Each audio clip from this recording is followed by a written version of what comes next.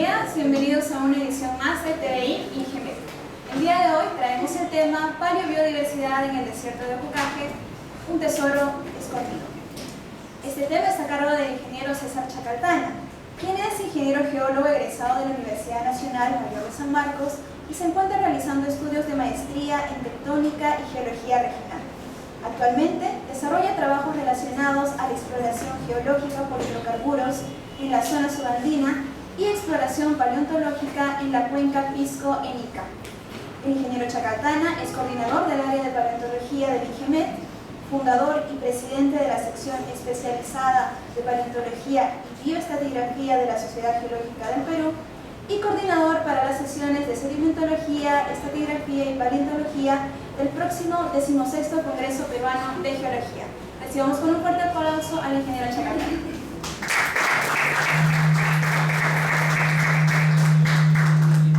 Muchas gracias. Para empezar el tema, el contenido es el siguiente: los conceptos y definiciones que significa la trama paleontológica, la puesta en valor de la paleontología de Pucallpa, los paradigmas sobre el patrimonio paleontológico que devienen de esa puesta en valor y los costos y beneficios de la investigación científica. Sin embargo, para poder conceptualizar toda esta situación, tenemos que hacer un viaje a la historia de la vida en la Tierra. Y quiero invitarlos a hacer ese recorrido rápido para poder conceptualizar estos fenómenos. Esta imagen que ustedes pueden apreciar está relacionada con el génesis, entre comillas, de nuestro planeta. Y tiene mucho que ver con las condiciones inorgánicas y materiales del entorno, ¿no?, del sistema. Estas conceptualizaciones tienen mucho que ver con la geodinámica interna también, porque tenemos atmósfera y a ella se debe. Porque partimos de la hipótesis de la aglomeración de partículas y de materiales alrededor de una estrella. Es la hipótesis vigente y es la que da origen a toda la dinámica del sistema planetario, ¿no? Estos elementos exógenos también a nuestro planeta tuvieron mucho que ver con el impacto meteorítico que pudo hacer pues diversos tipos de explosiones y diversos tipos de fracturas para que los materiales internos también afloren en superficie y vayan generando así intercambio de gases y de sustancias que permitan la constitución de una atmósfera y puedan proceder luego a la elaboración de moléculas como el ARN, que justamente marca el inicio de todo un sistema complicado, ¿no?, que es lo que llamamos vida. De esta manera se van multiplicando este tipo de moléculas y se va haciendo más compleja la estructura, de tal manera que se originan las cianobacterias, que son las primeras productoras de oxígeno. Y estas cianobacterias que actualmente se pueden ver fotografiadas también se han encontrado fosilizadas, como pueden apreciar en esta lámina. Esto sigue desarrollándose a través del tiempo geológico y generan las células. Como pueden ver ustedes aquí, las células, tanto animales como vegetales, es la diversificación de la vida. Y luego estas células forman tejidos. Y tenemos a los acitarcos, que son los primeros organismos pluricelulares, fosilizados.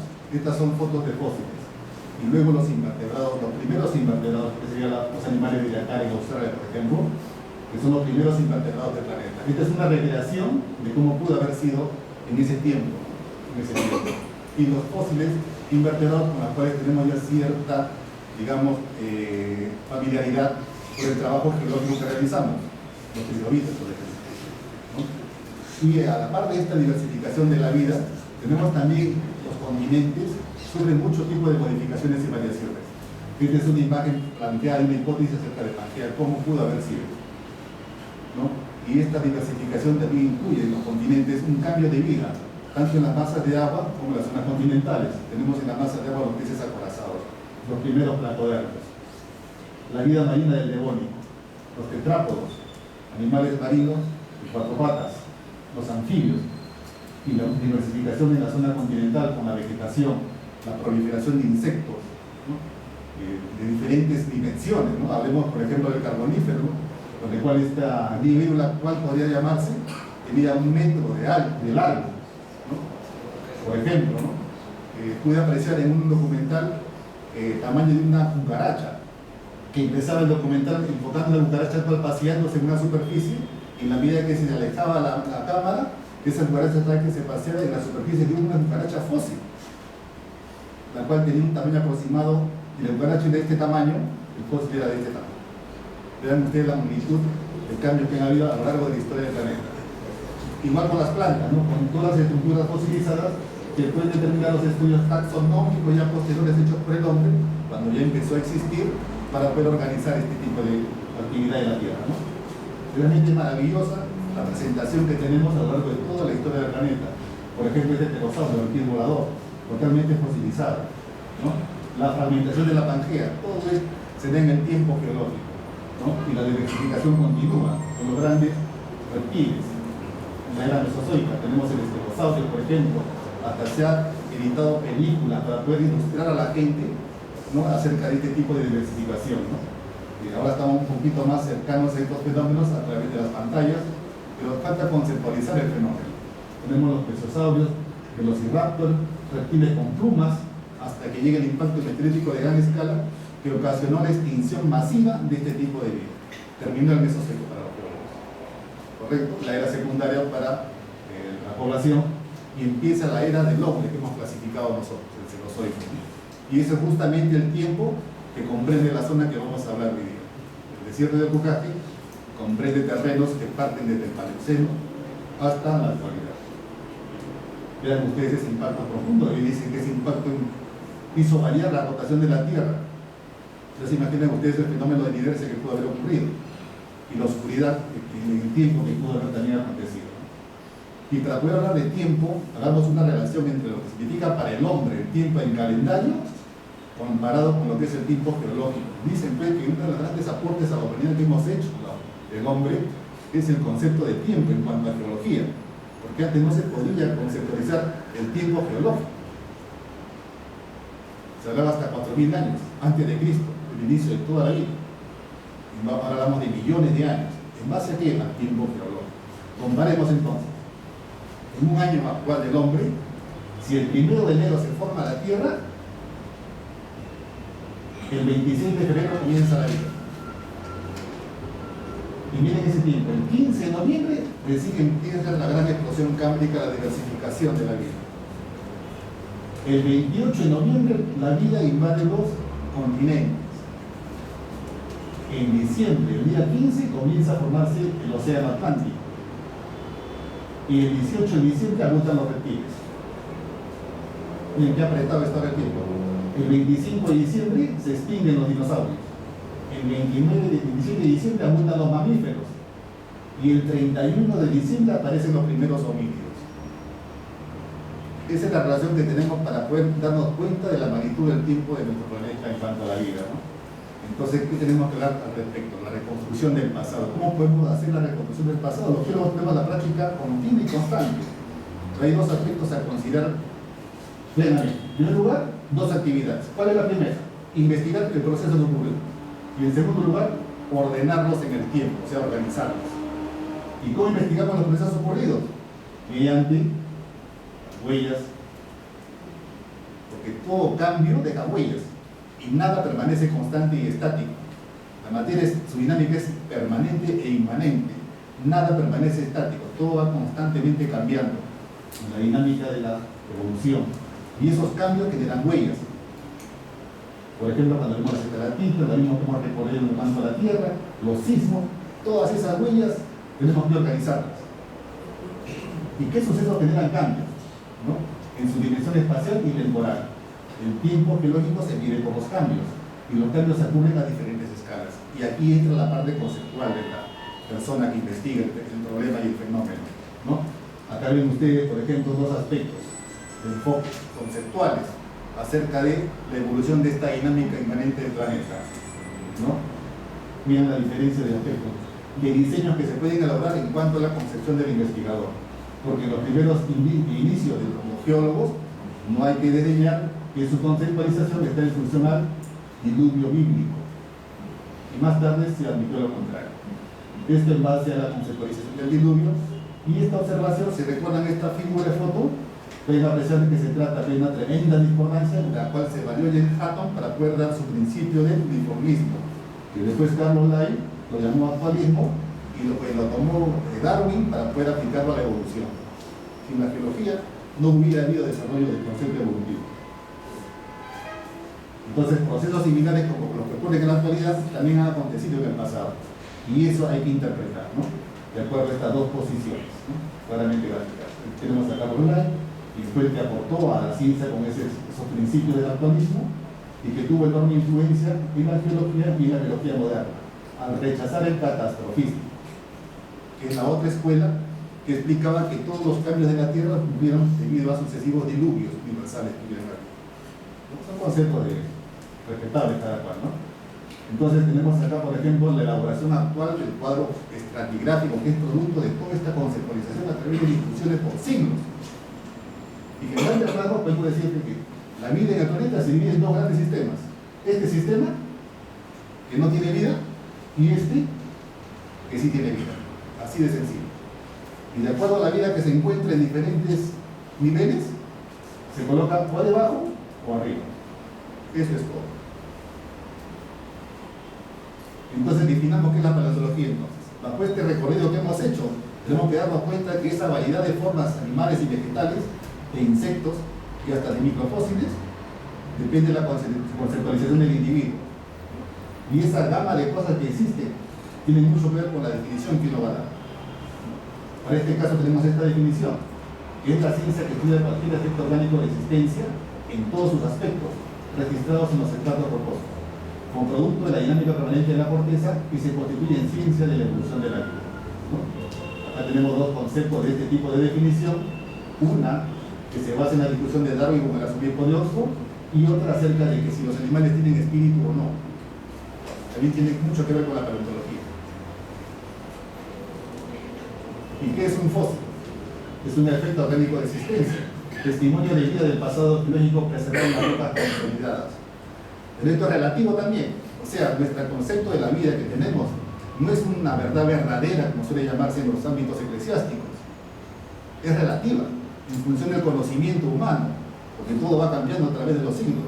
Por ejemplo, este pez que ven ustedes aquí en la mesa,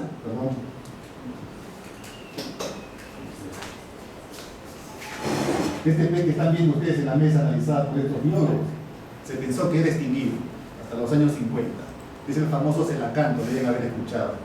En el mar Mediterráneo los pescadores estuvieron trabajando y cazaron un pez extraño demasiado grande, ¿no? Entonces subieron a bordo y siguieron trabajando. Después de varias horas de pesca, el pez seguía vivo. Lo llevaron a la costa porque era medio extraño y llamaron a una persona que supuestamente era más enterada en el tema y lo llevó a otro ambiente para ser investigado y se dieron cuenta de que era un celacanto, un fósil viviente se le llama hoy en día.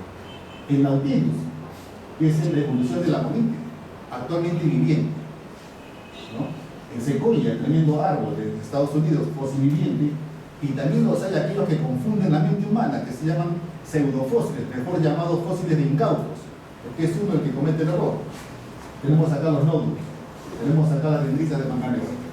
Son testimonios confundidas o desacertadas porque no son fósiles, son organismos vivientes. Lo que pasa es que todavía no llega el conocimiento a ello, por eso es relativo, es decir. Estas cosas las veíamos de lejos. Sin embargo, tenemos en nuestro país un terreno que tiene los fósiles más ricos, mejor preservados del mundo, y eso vamos a llegar.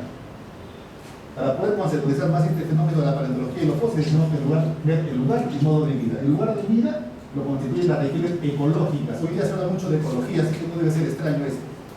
Regiones ecológicas donde existen los distintos biotopos, tanto en el agua como en la tierra. Y para ello el modo de vida es de gran importancia en la fosilización, porque de ello va a depender qué se va a fosilizar. De la forma como están organizados en su sistema de vida, va a depender qué se va a convertir en piedra y qué estructura va a poder fosilizarse. Vamos a ver nosotros aquello que no pudo disolverse. Entonces lo que no hay también es indicativo de algo importante. Por eso hay que ser bastante observador. Y para esto tiene mucho que ver el medio sedimentario y las condiciones de enterramiento, que es la labor de los geólogos observar. El primer paso para organizarlos es la clasificación del material, pero en forma utilizable, sencilla, ¿no? Y clasificar los animales, el siguiente paso es clasificar las condiciones, labor de los geólogos, mediante la sedimentología, fotografía. Esta es una recreación también de cómo pudo haber sido el Mesozoico, el área continental positiva y el área subacuática, ¿no? Y la fosilización. ¿Qué se necesita para que se fosilice un organismo? Tres aspectos: un proceso de sedimentación no destructor, un material aséptico protector y transformaciones químicas que reemplacen los compuestos. Tres aspectos importantes. Cada cual se puede desarrollar mucho más. ¿Pero para qué? Si como este es básico para comprender si este reptil muere, se puede o no fosilizar. Entonces, ¿para qué son útiles? ¿De qué nos sirve todo esto? Hay dos grandes generalidades. Por ejemplo, el valor científico permite datar las rocas. Para eso se ha organizado, se ha clasificado. Permite reconstruir la historia de la vida, ¿no? De acuerdo al concepto filosófico que cada cual maneja. Reconstruir ambientes antiguos, por el modo de vida que ellos han tenido y el medio al cual corresponde. Y condiciones antiguas de climas, para poder interpretar qué es lo que está pasando actualmente. Los fenómenos que ayer no estamos viviendo. Y son formadores de rocas para uso mineral, para uso pues explicativo. El valor económico, mediante la aplicación de la cartografía geológica, con los mapas, y para dirigir la exploración de recursos minerales energéticos y de uso industrial. En pocas palabras, en esta gráfica se puede resumir esto. En primer lugar, tenemos aquí la perforación de un glaciar, donde queda registrado en las diferentes capas los fenómenos y los cambios que han habido para interpretar el clima cómo ha cambiado. El producto geológico de colores, donde cada color me indica un tiempo, construido en base a los fósiles. Y aquí los nódulos fosfáticos, que es material utilizable para la minería. Entonces vayamos a nuestra zona de trabajo, o puncaje, la puesta en valor. Implica estos conceptos, esto que hemos rápidamente visto. ¿Qué representa esto? Por ejemplo, acá, hermoso cañón, poco difundido, pero es precioso este cañón, en el cual podemos ver registrados muchas cosas importantes para interpretar la realidad geológica de esa zona. Acá he puesto a manera de gráfica lo que en el desierto de Pucallpa ocurre en el tiempo, ¿no? Registrada desde el Paleoceno hasta el Pleistoceno, todo el Cenozoico, que le decía la era del hombre, ¿no? Y aquí en estos terrenos de Pucallpa podemos inclusive, de acuerdo a la información que estamos manejando, poder darnos cuenta de que está registrada de la mejor manera en el mundo la evolución de la ballena. Tenemos fósiles de ballenas con patas que van evolucionando a la ballena actual, ¿no? Y el registro más antiguo data del inicio del Eoceno.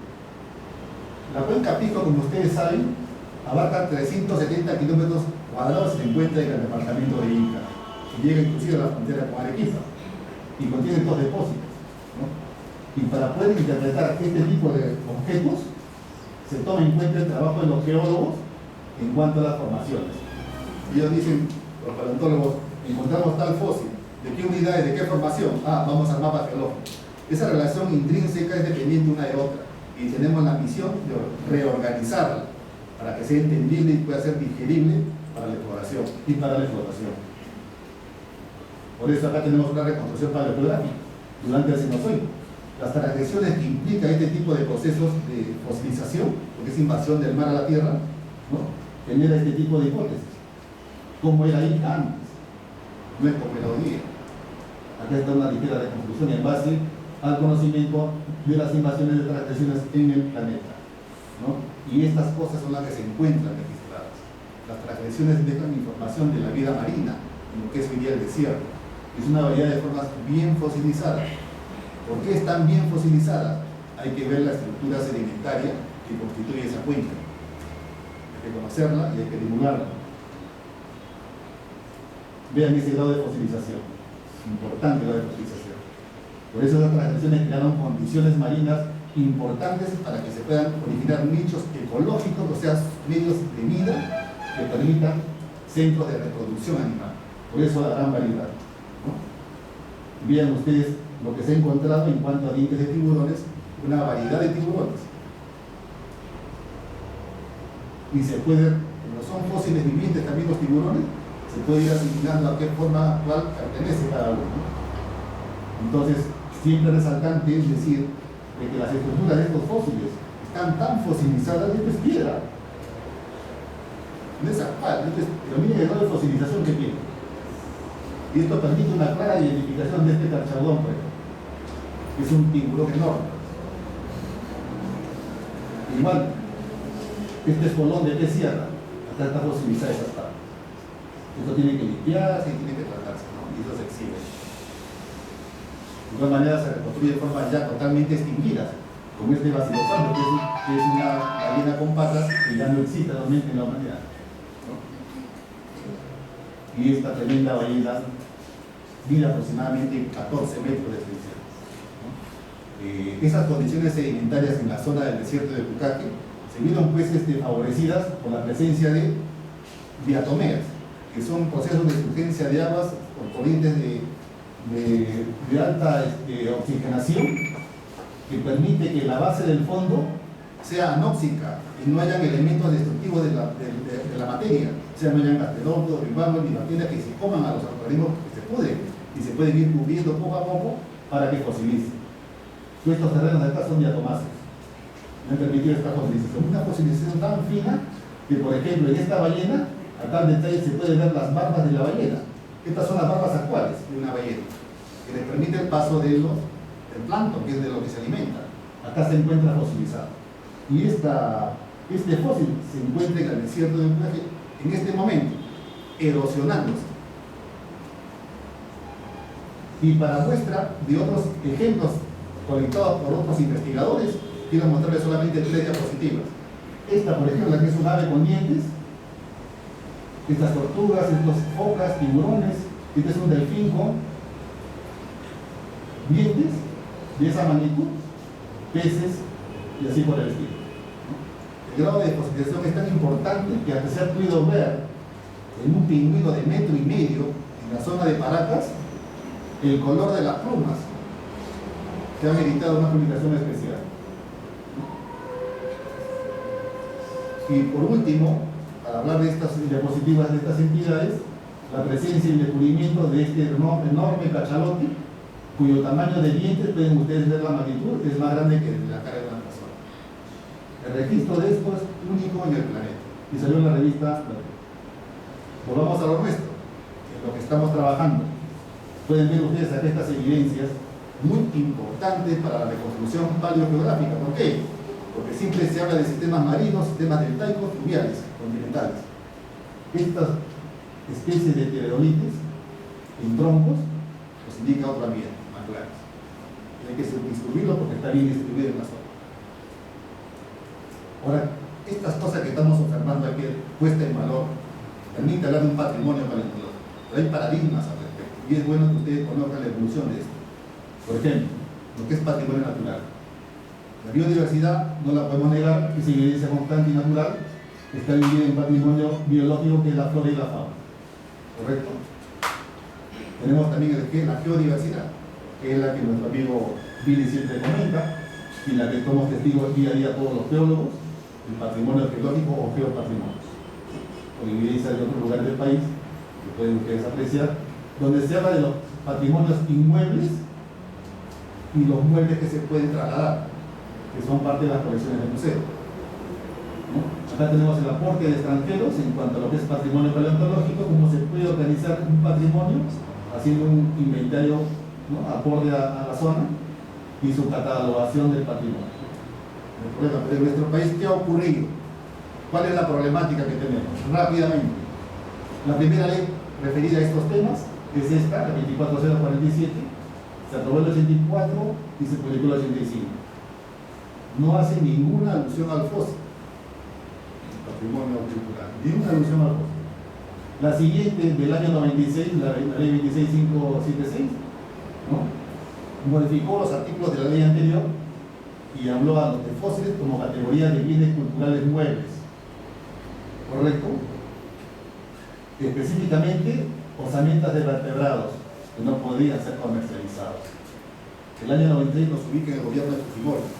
Y esto ocurrió porque el señor estaba en Europa haciendo un recorrido, ¿no?, presidencial, y encuentra en un museo de Alemania una ballena que decía Ocutate y Capero. ¿Cómo llegó este fósil aquí? Nadie pudo dar explicación. Entonces, en vista de ese riesgo y peligro, dijo, hay que sacar una ley que proteja a los fósiles. Esa fue la historia de él, ¿no? Entonces, se tuvo que hacer esa regulación mediante normas específicas, ¿no?, elaboradas por el Ministerio de Educación en coordinación con el INC. Se nombró una comisión que nunca trabajó. Ahí quedó el tema. Tuvieron respuestas negativas. ¿Por qué? Porque decían de que un fósil no puede ser un bien cultural. Ya estaba asignado como bien cultural nuevo. No debía ser así porque es un medio cultural, natural. El error de concepto es claro, no es hecho por el hombre. Entonces, cuando hubo las discusiones en estos tiempos, el director del INC dijo, es válido, el fósil no es hechura del hombre, es algo natural. Vamos a estudiar el tema. Y ahí quedó. Lo siguen estudiando, pero representan la parte burocrática del tema. Ese es el problema. Actualmente, esas son las consecuencias del desconocimiento y la falta de intervención, ¿no?, de lo que tienen a cargo el ente del tema, en este caso el Ministerio de Cultura, que actualmente ha hecho este tipo de construcciones en el desierto de Ucrania, como señalando áreas intangibles. O sea, muestra un desconocimiento de la geología. O sea, nos dice a partir de aquí para allá, o de acá para allá, es zona de fósiles. O si todo hasta qué punto es zona de fósiles. O sea, para él la estratificación tiene un límite nada más, ya que se puede sectorizar en un desierto, ¿no? Esto causó risa y extrañeza, pero esto son cosas que tienen que corregirse. Mientras tanto, sigue el comercio. En este caso, diente de Megador, ¿no?, en Maracas. Consecuencia de todo esto, actualmente existe este proyecto de ley. La bancada fujimorista lo hizo el gobierno anterior, que está durmiendo el sueño de los justos. Sin embargo, tampoco ataca el tema de definición de fósil. Eso está por discutirse todavía. Vayamos entonces a la investigación científica, costos y beneficios. ¿Qué significa esto? La paleontología es ciencia, perfecto, pero ciencia que de la vida, como hemos visto, o ciencia muerta. ¿Qué es lo que está pasando? ¿Por qué no hay futuros paleontólogos? No hay escuelas de paleontología, ni la profesión se tiene en nuestro país, y ni siquiera se toma atención a ella. Vean ustedes, la geología se está encargando del tema, y el ingeniería tiene un papel fundamental en esta situación. ¿Cómo se encuentran acá las evidencias? Cualquiera pasa de largo y lo pisa, no hay ningún problema. Pero sin embargo, esto es un índice importante que puede llevarnos a descubrir algo trascendental, con todos los riesgos del caso, pero se da, ¿no? Y acá están los colectas que se están realizando, que estamos trabajando, y que están almacenadas por el momento en lo que tenemos como gabinete de paleontología, ¿no?, mediante reconocimiento, rescate y transporte. La preparación está en camino y su estudio para el conocimiento y puesta en valor. ¿Qué hacemos con ese fósil de ballena que tiene la barba bien fosilizada cerca del desierto? Está que se erosiona. Y hay cosas que están enterradas que se van a erosionar. Mientras no se pueda rescatar y estudiar, no se puede poner en valor. No se puede generar un contagio de identidad paleontológica en una zona, en una región, si no se estudia y se pone a decir qué es lo que representa y significa esto. Las publicaciones. Esto ocurre después de ser puesto en valor. O mejor dicho, a la población no le llega esto de acá. No se interesa del tema. El medio científico sí. Se pone en valor. Tremendo cachalote, el pingüino con las plumas sin colores, ¿no? Los microfósiles, importante, ¿no es cierto? Para el medio científico cada vez más reducido en nuestro país. Y la población, no hay identidad paleontológica, lamentablemente. Hay que cambiar de prácticas, es nuestra propuesta. Las publicaciones, y en nuestra institución seamos críticos en nuestra propia casa, señores.